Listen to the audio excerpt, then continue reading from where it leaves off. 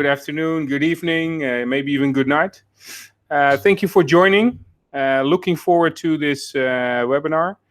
I've seen people joining from South Africa, from Toronto, from Chile. So super excited that we can do this and we can host a webinar for you for VR in business.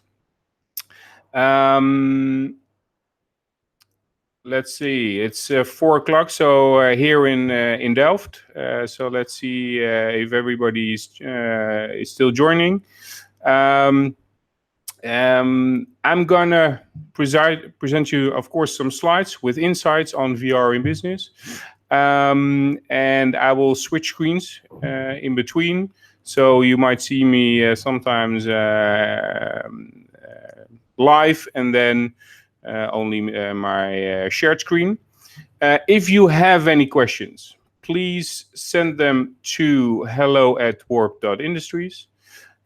Or you can, of course, tweet us at @warpvr. Happy to answer them. And let's get to the program. I will share my screen.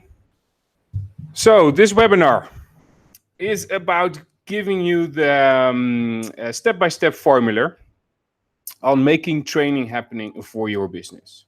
And of course, I think people are looking, have different backgrounds, have different experiences.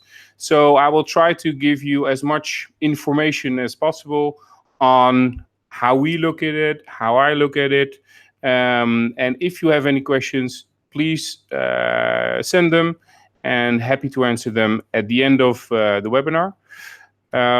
Because this is what we're going to do today. So brief introduction on who I am, who we are as Warp Industries. And then, of course, the 5 steps. So we're going to talk about when to apply it, what kind of elements you have to look for, where if it's feasible to introduce VR for training, how does it look like, and what is our experiences so far.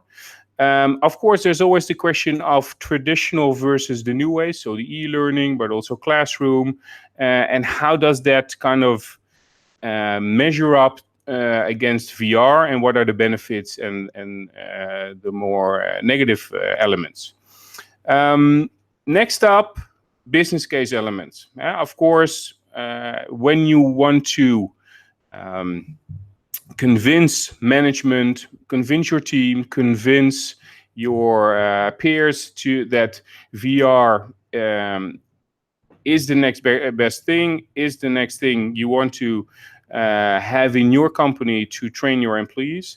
You need those elements to present them, to make the business case, and to get that funding for development. So that's why I also want to share with you some numbers, as in how can you look at building that business case using numbers. And then, of course, some examples, because it's new, but at the same time, we have some beautiful and inspiring examples already happening in various industries on various topics. And very happy and excited to show them to you guys. Then, of course, the recap and questions. So let's get started. Because, in the end, we think VR is gonna be and will be and will play a very important role in learning, in the future of learning. And we believe that future of learning is already happening today. And these are just some shots to also show you that it's happening in various industries for various target audience. So it's not just for the young millennials, but it's also for your, if you want to call it somewhat older workforce. They can all benefit from VR, and that's how we look at the future, and we're very excited about that future. So a little bit about myself, Guido Helmhorst. I studied here in Delft because We are in Delft. Studied architecture, but eventually I thought I didn't want to become a real architect, as in creating buildings and designing buildings. But I did like the fact to kind of create elements to support various processes. So eventually I ended up in more urban development and process management. And oddly enough, I kind of took the step into the corporate world. So I spent quite a couple of years in the airline industry, where I, of course, also saw the difficulties and the challenges of training, and which also inspired me now being Chief Growth at Warp Industries, which basically means that I have a lot of contact with clients, with potential clients, on talking about the business cases, talking about how VR can really add business value, and take them also their training to the next level. So a little bit about Warp Industries. We just launched our brand new website, so do visit, do check it out, and if you have any comments, please let us know. What you think, what you're missing, and Warp Industries were now added about 2.5, 3 years working in this space, and we are very proud to have already some pretty interesting and big clients on using our VR solution. So what do? We want to enable people to have real life experiences. When we say real life, we really mean real life. So we use 360 video to put people in situations where they can learn. And we make that interactive, so it's really learning by doing, experiencing consequences of the actions you take, and we found that that's a very powerful experience, available via basically any smartphone. Yeah, so it's our app is accessible, is available in the app stores, and any VR training you develop, you can show and have played on anybody's smartphone. So this means that they can turn their own smartphone into a VR training center, or even in a training center where they look around, where they experience, where they can make choices, and where they can practice in real life situations to thrive in life and to thrive as a professional, to become a better professional. And that's something we are super excited about, and very happy that we can share that also today with you guys. So an example on, so how does it look like? If you haven't experienced it, what we're doing, this is of course a 2D representation of how it looks like, but it's real film, it's real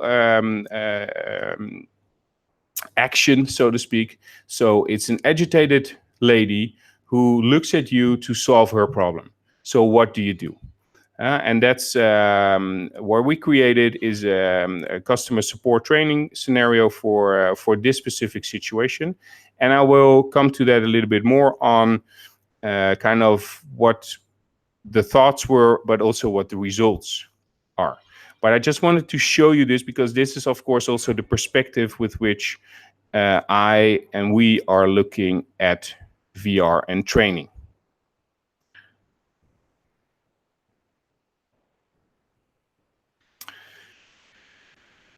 In the end, we created multiple VR experiences, VR learning experiences, but also in a certain point of time, we said, we want to enable others to create these kind of scenarios, these kind of VR training environments. And it should be as easy as anything, basically, where, you don't have to have IT knowledge, or you don't have to be a programmer to get VR off the ground for your company. So we built Warp Studio, which is basically your all suite, your total platform to create a VR scenario. So it's a flow, it's a non-linear flow with different choices and different types of interaction elements. You can arrange for the whole distribution to all major platforms, iOS, Android, but also, of course, the Oculus platform. And in the end of, and this is very interesting also in the HR world, you get data on behavior. You see what choices people made, and the data is just beginning. It will be and become a very important part of reporting on helping your employees to become better. So let's get to when to apply.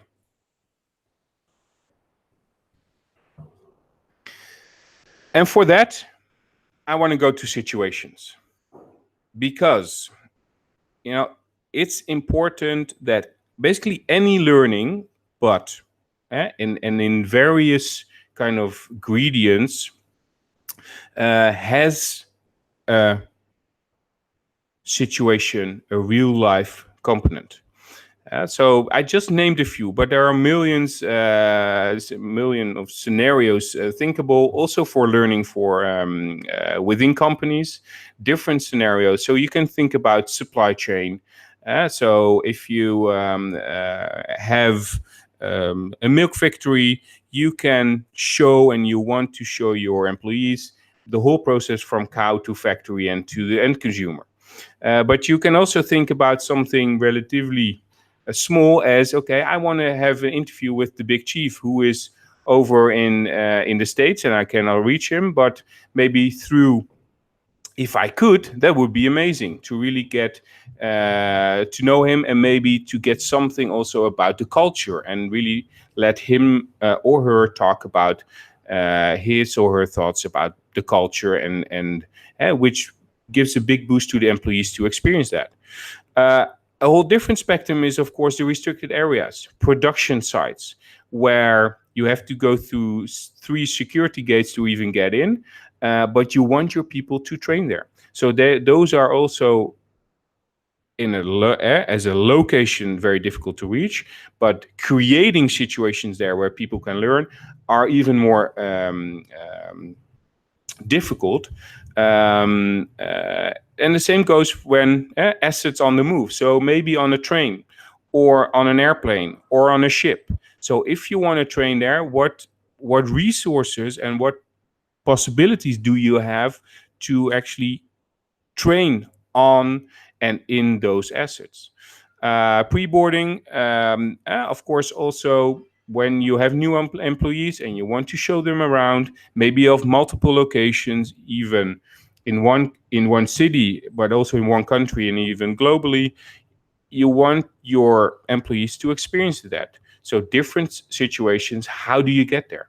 And lastly, anti-bias. And of course, that's a very specific one, but I just wanted to share some articles. So you might know or might not know, but Starbucks a couple of months ago, they had a big incident on racial bias, and then eventually that was kind of the last drop to install a training for all employees on a specific day for 8,000 stores. So they closed the whole afternoon.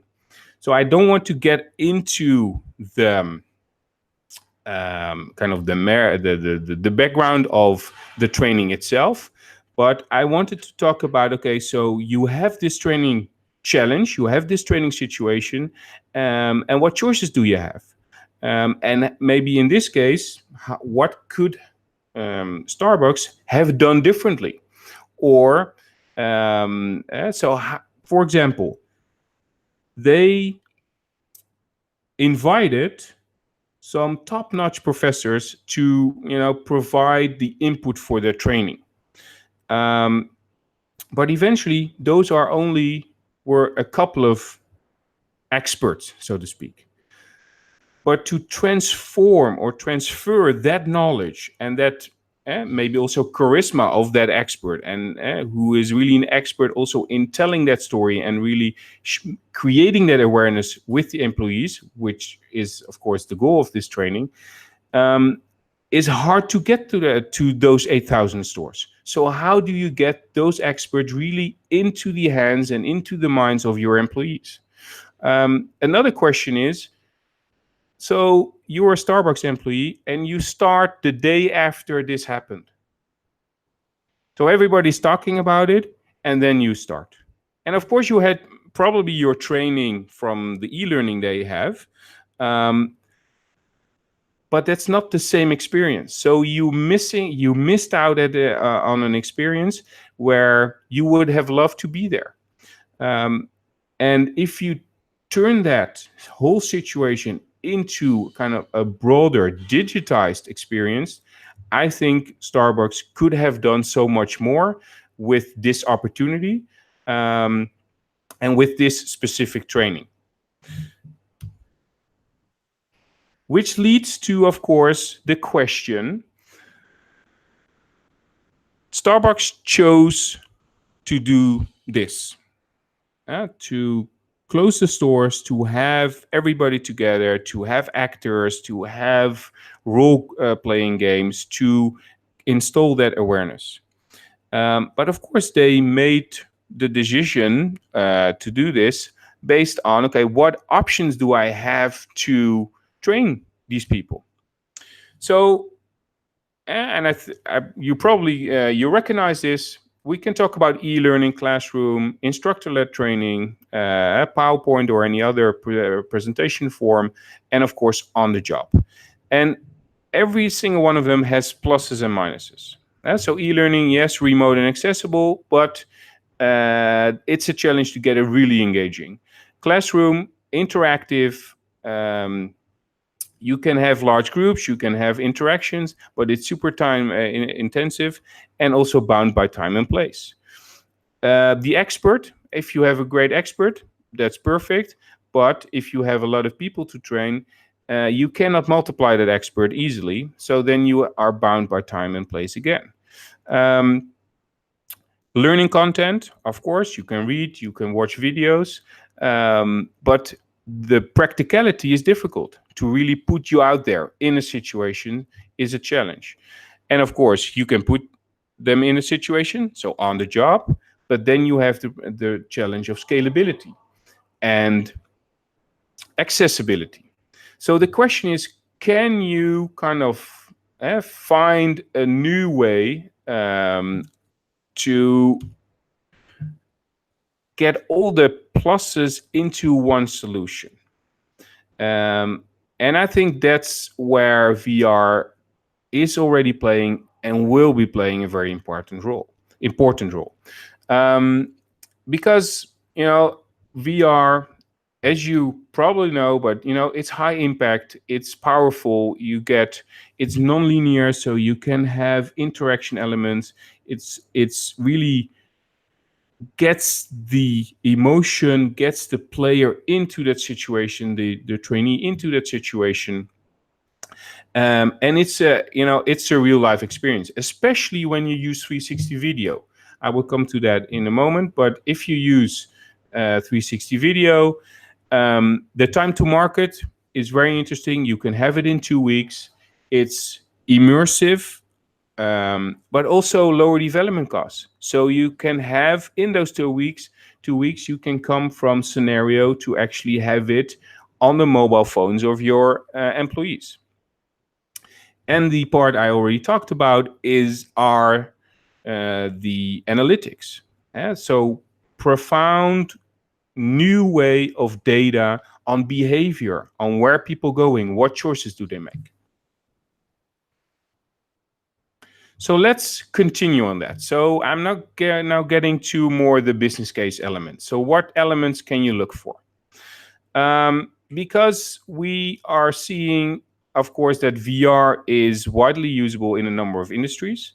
So safety, yes, various procedure training on construction sites, on manufacturing sites. So very different roles in training. Are you the commander in charge? So what do you do then? Or are you just an engineer who needs to know a little about the safety procedure, but not the whole, not the full-blown one. The other part is, of course, more soft skills. So that's more interactive. So where you use actors already nowadays, and like the customer support training I already showed you guys, but more on that soft skill, negotiation, even sales. So how do you go about that? And lastly, but this is not an infinite or finite list. It's of course also technical training. Training for engineers, especially on larger or difficult to operate assets. This is a very powerful way to get really practical training combined with theory. And also maybe even go back to soft skills. It's, things are not necessarily the one or the other. You can also say, I have a technical training where people have to learn about a certain procedure, very technical. But what happens if when you see two colleagues bickering about some tool or whatever, what they use, or having kind of a light fight, so to speak? What do you do then? So you can use more elements in your training because you can use that situation. Just a brief kind of comment on, I've been talking a lot about 360 video. Of course, you have the 3D modeled world. It's a very different approach. What we have seen is that 360 video has a lot of benefits when it concerns scalability, when it concerns emotions, when it concerns time to market, but also when it concerns that you can even do it yourself. You can take a 360 camera yourself and you can shoot your own imagery. And for us, that was a very powerful way to go about creating these immersive learning environments. Because next up is, of course, okay, so what challenges are you guys facing where VR can help, where VR training can help? So I've talked about a couple of these already, but just to do a brief overview. When you talk about situational, of course, it's about on the job. So if you want to train people on the job, that could be a challenge, depending on maybe on the availability of assets, or depending on the size of the groups you want to train. The same goes for scalability. So various forms of training have various planning and logistics challenges. What if you want to train a lot of people, or not even a lot, but a reasonable amount of people around the world? So then how do you go about logistics there, and how does that relate to the cost? Of course, it's also about business impact.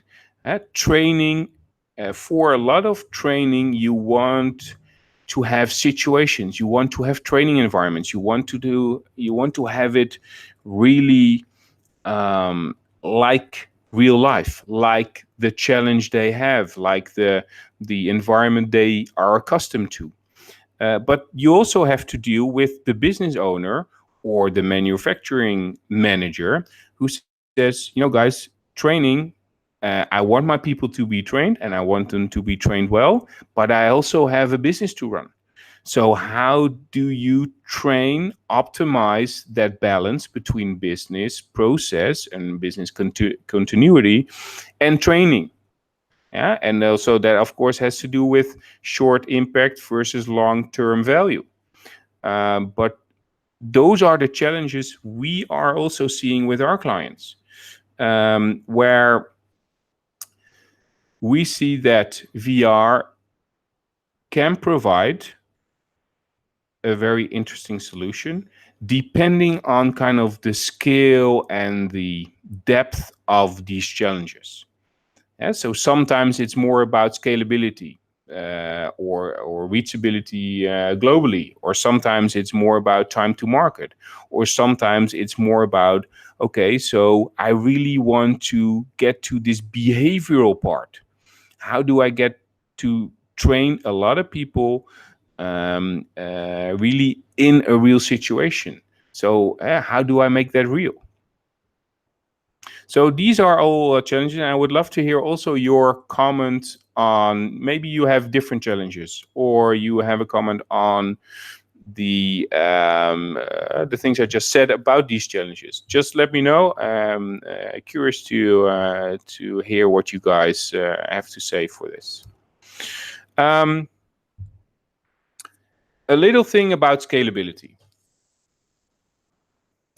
because I was thinking as preparing this webinar. Of course, you can have different perspectives also as you guys, as the listeners. So at one part, you can be part of a company which says, I have multiple training courses, I want to deliver it to my employees, and I have all these challenges. So yes, VR can be a solution. At the same time, we can have kind of the expert perspective. So maybe you have an expertise which is very valuable for a lot of clients, but now is difficult to reach them and to really get to them and to get them to them at scale. So I would also, I wanted to incorporate this because you can have these two perspectives, also from kind of a client side of view.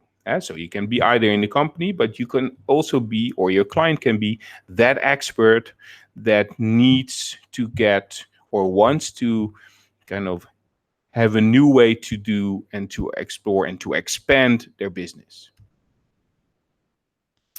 Then something on time to train. And I like to refer this to this also in my conversation with prospects and leads and also our clients as before, during, and after.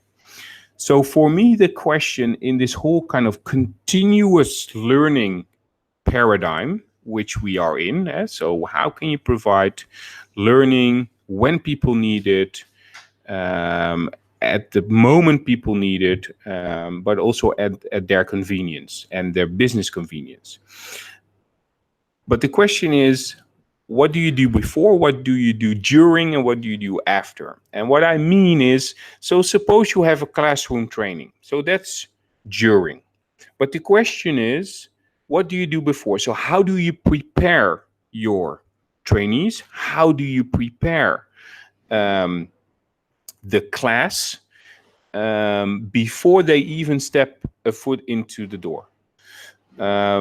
Where, of course, the challenge here is to really maximize the time you have face-to-face conversation and time. So when you can put people before and in certain situations, you can have the analytics on the day of when you're face-to-face, and you can actually have a more profound and deeper training experience on the day during the classroom. And at the same time, during the classroom, you can also bring in new situations and new training environments via the VR solution. So you can then use what you've talked about in a new situation where you can actually do and practice and practice what you've been taught. And then the last thing, which is I think very important, is the day is after. So that can be the day after, that can be the week after, and that can be the month after. So if you remember the example of Starbucks, the question here as I would ask Starbucks is, how would you have been able to get that power you had on that specific day, and how could you reuse that over and over again after that real life training day? Uh, um, and I think that's a very powerful way of looking at it, because then you can provide your trainees with situations, with training situations where they can practice over and over again. So let's talk about numbers. And I thought about this in preparation, and I thought, okay, so of course you can, and we can say a lot about it, but I just wanted to kind of start off with very, well, so to speak, easy, accessible example for us to really go through and kind of look at the elements. So I picked the guided tour. And the guided tour, as in, it could be a guided tour through a museum, it could be a guided tour through the Rocky Mountains, it could be a guided tour through a factory. Where, let's say, the factory, you have a group size of 20. The whole tour takes 2 hours for the expert, the tour guide, to really show everything and maybe even add the perspective of safety, or so where are the fire hoses and where is the exit, or it's more information on the production side itself. It can be various topics brought into the tour, but let's say it takes about 2.5 hours, but we say 4 hours because people have to get there, they have to park, they have to drink their coffee, and then afterwards they have to go back to their desk or whatever work area they're at. So let's say it takes 4 hours. Just for the sake of it, hourly rate $30, hourly rate tour guide $80, and basically that's kind of that's the setting. Let's for now forget the rent location and all maybe other costs you could have included. So then, the math is pretty simple. So you have one group, which is 20 people, which costs about 2,500 euros, dollars in this case. And that, that just adds up as you go to 10 groups. So maybe when you think about, okay, so I have to do 10 of these groups, or I have to do 50 of these groups. Yeah, so that's kind of the perspective we're taking here. And for the sharp observer, we see different here in the number of groups. And these are the correct number of groups. So we're talking about 1, 10, 50, and 100 groups. Yeah. So, so this is where we take. Okay. So that's which we had here was the traditional tour guide with with people traveling there with the tour guide, and then we go. Okay. So let's suppose you do this via a guided tour. Same group size in a way, but now the duration is an hour. Same hourly rate, but now you have your VR investment. That could be around $15,000, and you have to invest into in a license. So same group, but now when you look at the total cost, of course, initially it's high, but it is, well, less, or it doesn't add up as much when you add the number of groups or you enhance the group size. So when we put this together, these are the numbers. But of course, it's much more interested to see that in a graph, where you actually see using these variables, and you can play around with that, and you can have, you can think about, is the hourly rate correct, is the time investment correct, etc., etc. But what we have seen over and over again, that the benefit for VR and the investment lies around 250 people, which can be, of course, like a number, but it can also be repetition. So maybe if you have recurring training, this can be even a smaller number of trainees. Another way of looking at it is, of course, the cost per trainee. Where you start when you have 20 people, you start with, of course, a high number for VR, and traditional is just linear. It's the same. It just, in this case, is $128. But people talk about exponential, and this is looking at it from a traditional versus exponential. So when you have enough trainees, when you have enough repetition, the VR solution is very interesting, of course, in combination with the challenges you have. Okay. This is a slide I put together on, okay, so when we of course you can mix e-learning into the equation. You can mix simulation, 3D modeling into the equation, where I would say that development cost wise it would be kind of the same for e-learning and VR 360 in our case, based on, of course, these are core figures. This is of course it varies, but for simulation, you can, it varies highly when you want a 3D model of an oil rig in such detail that you can really say that if it's the oil rig A or B, then you're talking about a very, very large investment. And of course, if you want to go mobile, if you need that scalability, then that option is not available because it doesn't go on any mobile phone. And lastly, thirdly, the retention rate. So I think this is also very interesting.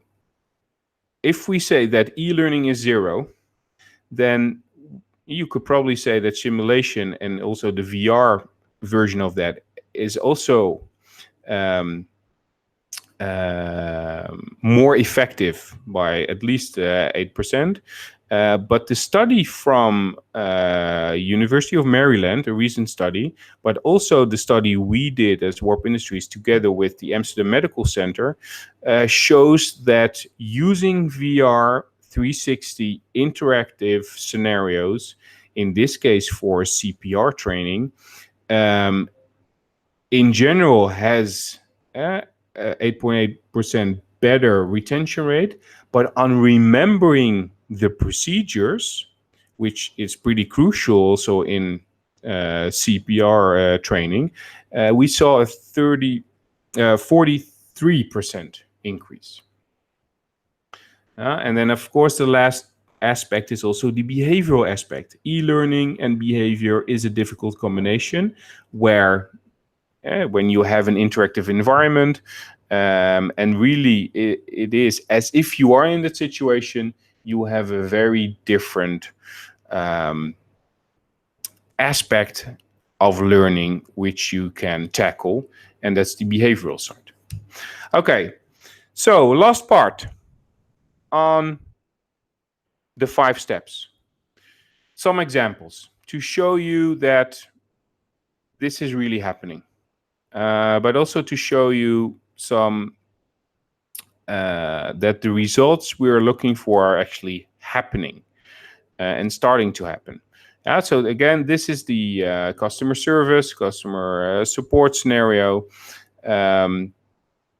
where of course the case was can we make something where we can train our staff in the various telecom stores how to deal, and from the company perspective, how to deal with it as far as the company wants them to deal with it, or how the company wants them to deal with it, and how can we provide that with a number of stores, or to a number of stores, and to our trainees. And of course, if you talk about results, we're seeing high impact. We're seeing a flexibility in usage, and of course, they can train it whenever the store is quiet or when they are on a break. So it's very much you can incorporate it in the flow of work. In the end, I haven't spent much time on, so also from a business perspective, it's important what the impact is on the end user. So I just put in a quote that it's so realistic that you forget that you're actually in a VR environment, and because your brain doesn't have any space left to think about something else, you're fully engaged into the scenario and what to do, because you're presented with what do you do with actions. Another one is the CPR training I mentioned. Also an interesting example, because CPR is typical something you get trained in class. They use a PowerPoint. You get on, you practice on the doll, but in the end, the proof of the pudding is when you get out there and when you're at a station or wherever and somebody collapses, the people around are maybe screaming, or there's a high level of emotion, and then the question is, what do you do? And then human factors come into play. So the fight, flight, or freeze mechanisms come into play. But providing them with this VR environment, you can actually already have that experience of being in such a situation, which in the end helps victims to get helped within the 6 minutes that are available. The result here is that we got awarded a 2-star quality mark from the Dutch Society for Simulation in Healthcare, which this was the first, as they say, serious game, but serious VR game, which was awarded this this quality mark. And now we're also seeing that the Dutch CPR board, so the highest kind of ranking organization in providing the guidelines for CPR, is now in the finishing process of granting this VR training the status of formal and official training.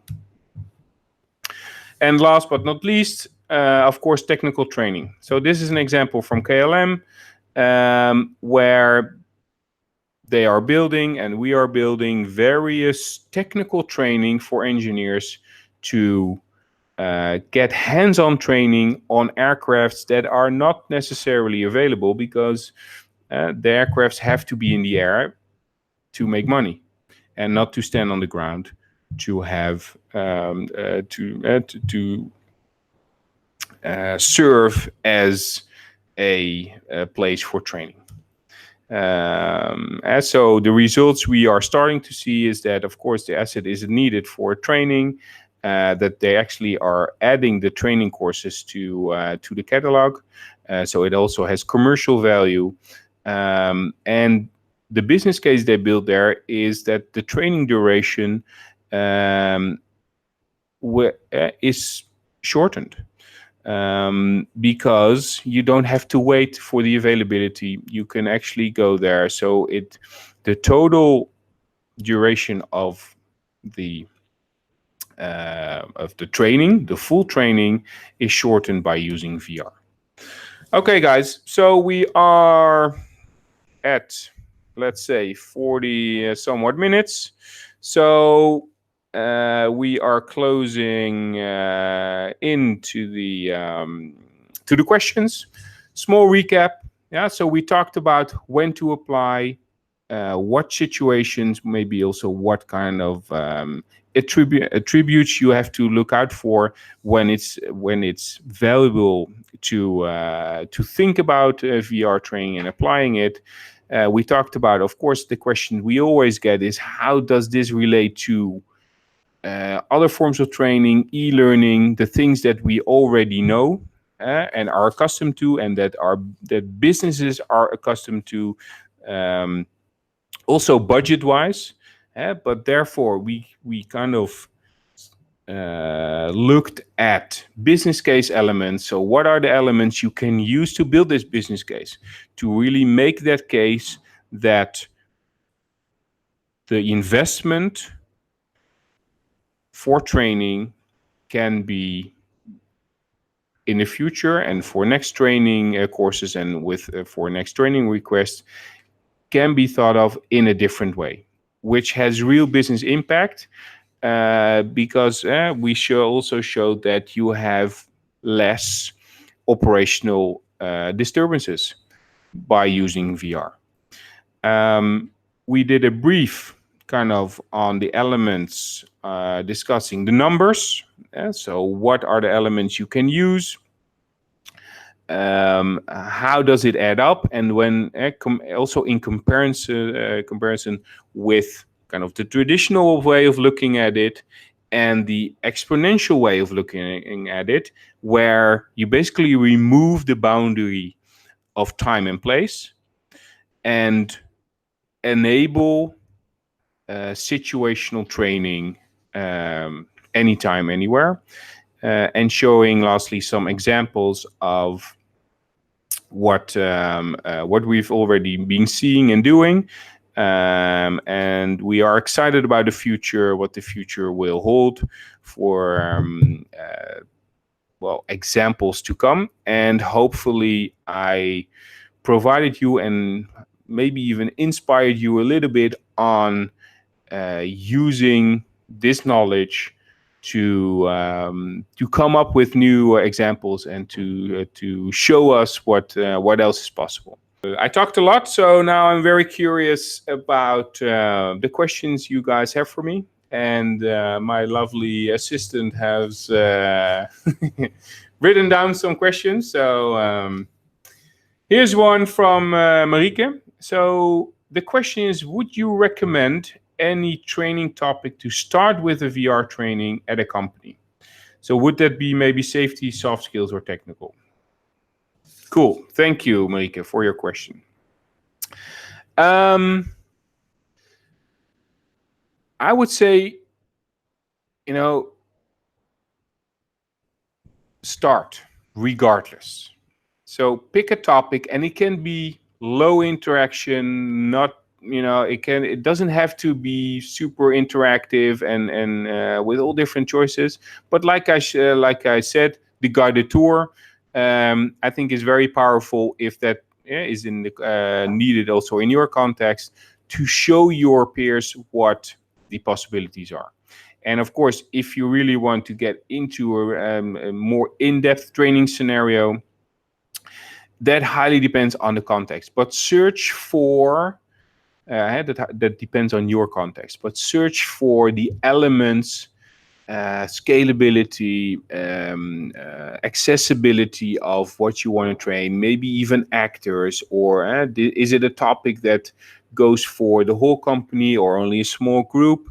So use those elements to think about, to carve out that first powerful scenario and just start doing it.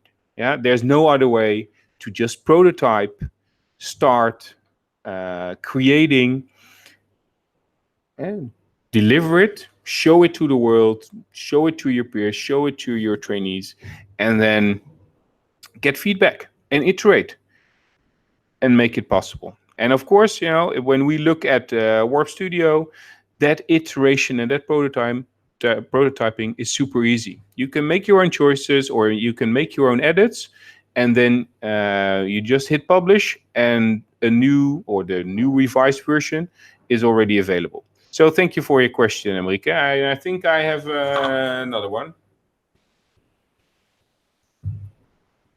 All right. From Gus. Thank you, Gus. The question is, how can Warp help me to convince my colleagues that VR training is the next step in learning? Thank you, Gus, for this question. As Warp, we can provide you with different tools and expertise on that. So at the one hand, we have our demos. So you can request a demo. We can talk about it. We can provide you, for example, with the customer experience or the customer support scenario. But also we did a scenario which is publicly available for the fire department. And so we can provide you with that demo material. Also in convincing, I would say, like I said, you can prototype already. So we can help you set you up. We have different packages where we can where we provide you with the different tools, manuals, documents, but of course also the tool and the tools to really get something off the ground. And we can provide you with our expertise on and experience, I would say, on what to look for, what is powerful, how to use this VR mindset, which you of course need. So that's always takes a little bit of time for people to get in that VR mindset, but just don't be afraid and go do it. That's the advice I can give you. And at the same time, we have different services where we can help you with. Thank you, Gus. Now, one from Given. Thank you, Given. Appreciate it. So the question Given has is, can I connect your Warp Studio to my learning management system? Great question, Given. And of course, we are in the learning domain. Of course, we have our own learning management system built in, because you can control and manage your trainees within Warp Studio. But of course, the connection, the API, the X API or Experience API or Tin Can API, as they call it, is available. So yes, for sure, Given, we can connect to your learning management system to really make also VR part of the total learning journey of your employees. Do we have another one? That's it? Okay. No tweets? No additional tweets? No additional questions? Okay. I think then we will call it a day. So thank you guys for joining. Thank you for asking all the great questions. And of course, if you have any questions later on, tomorrow, next week, just get in contact, shoot us an email, and we'll leave it at that. Thank you so much for your time. Have a great evening or day or night, and hope to see you soon. To conclude, this was the third webinar we did. If you are interested in Warp Studio and how it works and the deep dive into to that platform, please look at our other webinars, which my colleague Adrian Rykens, our CTO, provides you with all you need to know to really get going with Warp Studio and know all the ins and outs to get started on creating your own VR scenario. And I hope to see you soon. And thank you so much for your time. Have a great day. Have a great evening. And goodbye.